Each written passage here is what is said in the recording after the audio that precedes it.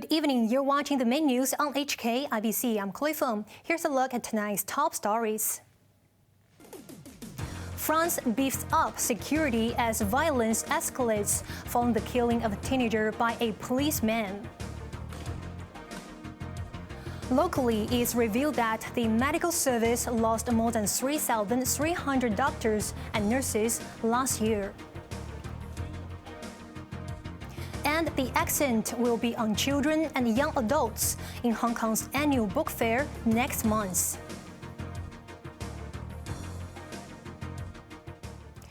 "40,000 police officers will be deployed across France tonight as authorities try to quell the violence triggered by the killing of a teenager during a traffic stop. At least 150 people have been arrested overnight as protests erupted in a Paris suburb," Remy Yang reports. Anarchy descended onto the streets of Nantes one day after a teenager of Algerian descent was shot dead by police during a traffic stop. Violent clashes lasted through the night, with protesters armed with fireworks and flares targeting officers. Scores of videos posted on social media showed riot police seemingly on the back foot. They were outnumbered and most were reluctant to use force, fearing it could further inflame tensions. The western Parisian suburb had been told to brace for unrest, but the situation spiraled out of control. Another video purported to show looters ransacking an optical shop. Some who were more audacious even tried to rob a bank by using an angle grinder to break open an ATM machine. Others vented their anger at authorities by storming a police station, grabbing uniforms and gear. Emotions ran high in the neighborhood after a 17-year-old driver, identified only as Niall M., was shot after being pulled over. Police initially accused the teenager of trying to run over an officer, but that claim collapsed after a video went viral on social media. The officer who opened fire was detained on manslaughter charges. The Black and Arab communities were especially outraged. President Emmanuel Macron described the shooting as inexplicable and inexcusable. But his call for calm was largely ignored, and the cabinet held a crisis meeting this morning hoping to find a solution. Macron also has to deal with police unions, who are furious with his comments. They demanded that the detained officer be presumed innocent until proven guilty. Raymond Yang, HKIBC. The British government's immigration policy has been dealt a severe blow, with the Court of Appeal ruling that a plan to send asylum seekers on a one-way trip to Rwanda is unlawful. That there is a real risk that persons sent to Rwanda will be returned to their home countries where they faced persecution or other inhumane treatment when in fact they have a good claim for asylum. In that sense, Rwanda is not a safe third country. The result is that the High Court's decision that Rwanda was a safe third country is reversed, and that unless and until the deficiencies in its asylum processes are corrected, removal of asylum seekers to Rwanda will be unlawful. More than 45,000 people arrived in Britain by crossing the English Channel last year. Several deaths were reported during the perilous crossing. Prime Minister Rishi Sunak had been pressing to send migrants to Rwanda to discourage them from coming to Britain, but the rights groups condemned the plan. Locally, a lawmaker who is seeking changes to the Chinese University's governing council says such a move is long overdue. Tommy Chen told the Legislative Council that the social unrest in 2019 proved his point. Missy Mock reports. Tommy Zheng, a member of the Chinese University Council and one of 3 lawmakers who proposed the bill to overhaul the institution's governing body, said it is of public importance.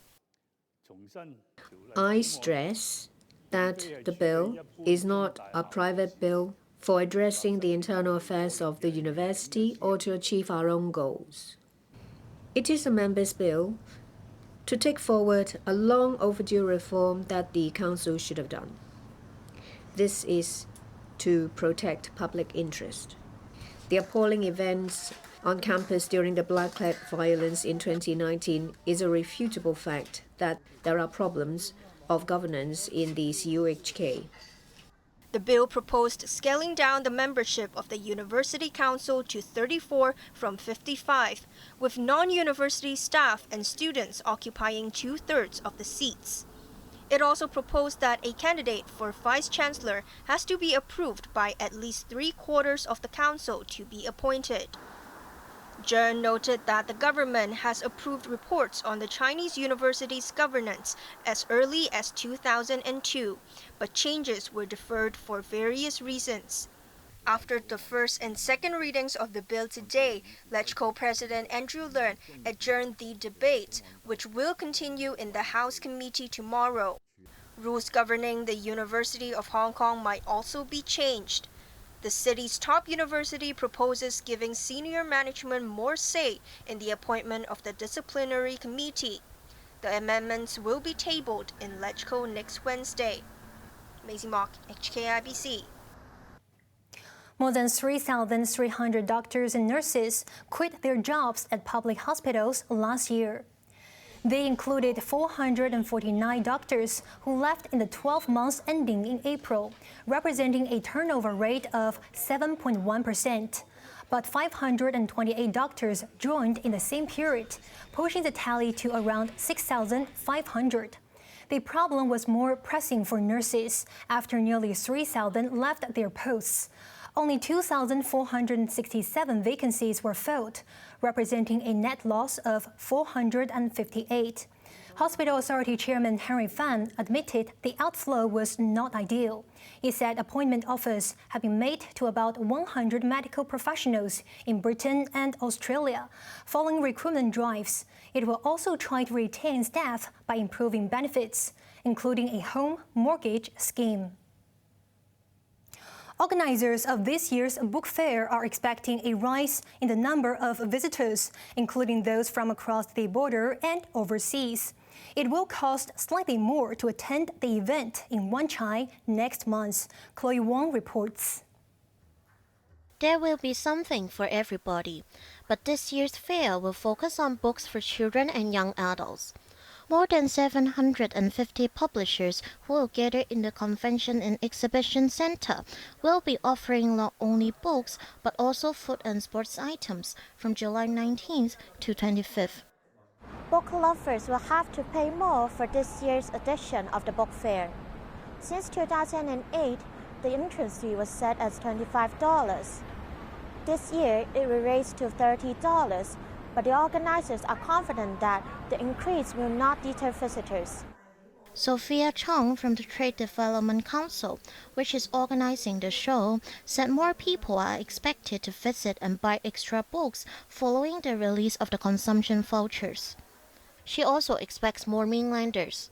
This year, I think more people will be anticipated to come from across the border.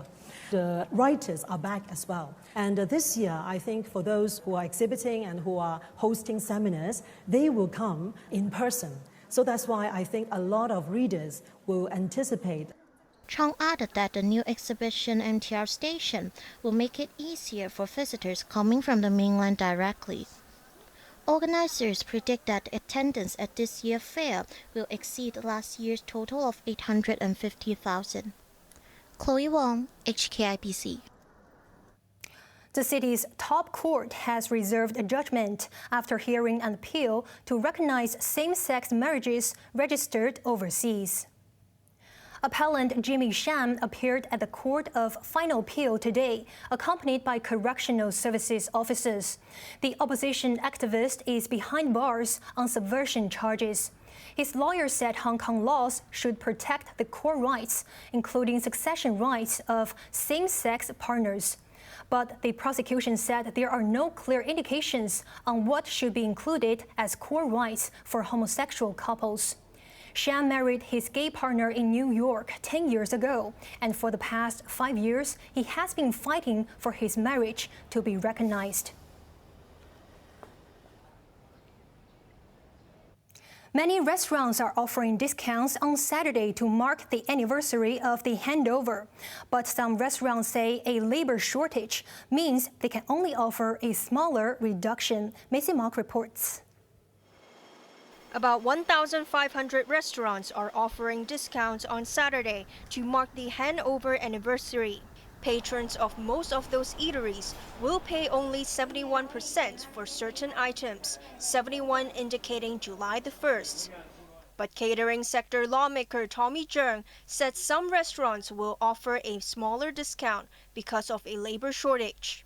We cannot do 30% across the board because then we will be having a long queue outside and not being able to serve our customers properly. Restaurants and bars in Lan Kwai Fong hope to rope in more business with discounts on Saturday. But operators are feeling the pinch of higher costs for labor and ingredients. Hopefully we get an influx of Hong Kong students from overseas coming back for the summer. So that should hopefully help to balance things out a little bit. The Retail Management Association said over 150 brands and 6,000 retail stores will offer discounts or free items this weekend and continue for 2 months. They include CSL Mobile, which will be giving away 1 million 5G Asia Pacific data roaming passes.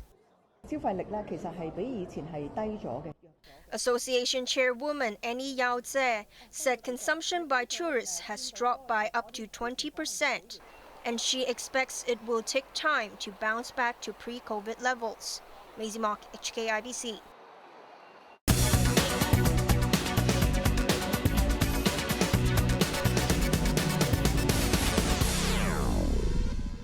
The top central bankers in the West have crushed hopes that borrowing costs will be lowered anytime soon. I think we have to be as persistent as inflation is persistent, and we have to be resolute and decided and determined in reaching the target that we have set, and not debate the target as we are running that race. But we know that we have ground to cover, and if our baseline stands, then we also know that we will very likely hike again in July. At a conference in Portugal, Lagarde and her counterparts stressed that they must win the battle against inflation. U.S. Federal Reserve Chairman Jerome Powell played down fears that higher interest rates will lead to recession. He hinted of 2 more rate hikes in the United States this year. The local stock market retreated today on rising interest rate fears and concerns about the mainland economy. Hong Kong's main stock benchmark lost 1.2% to drop below the key 19,000-point level. Investor favorites led the slide, with tech conglomerate Baidu slumping 4.2%, while JD.com gave up 3.7%. Swire Pacific surged 4.4% after saying it will sell its U.S. soft drinks division for nearly $4 billion. The firm plans to distribute about half the gain as a special dividend to shareholders. And now let's take a look at the markets. The Hang Seng Index closed down 237 points. Top 10 active stocks: Tracker Fang lost 26 cents, Alibaba lost $2.15, and Meituan lost $2.40. AIA up 30 cents, and JD.com lost $5.10. Wuxi Bio lost $1.85. Forex trading against Hong Kong dollar, the euro is at 8.57, British pound at 9.92, and Australian dollar at 5.20. Moving on to the UK market, the London FTSE is currently down 26 points. Muslims around the world are celebrating Eid al-Adha, marking the end of the Hajj pilgrimage in the holy city of Mecca. In the Indian capital New Delhi, thousands gathered at the 17th century Jama Masjid to offer prayers. The festival is also known as the Feast of Sacrifice, with livestock killed and distributed to the poor as well as family and friends. In the Pakistani city of Karachi, Muslims said prayers before the festivities. In the Indonesia capital Jakarta, people gathered in a football field for Eid al-Adha prayers as mosques were packed to capacity. On to the weather now. Sunny periods and some showers on a very hot day tomorrow. Temperatures will range between 28 and 33 degrees. Conditions could worsen during the weekend with thunderstorms. And that is our main news for Thursday night. Join us for more news at 11. I'm Chloe Feng. Thanks for watching. Good night.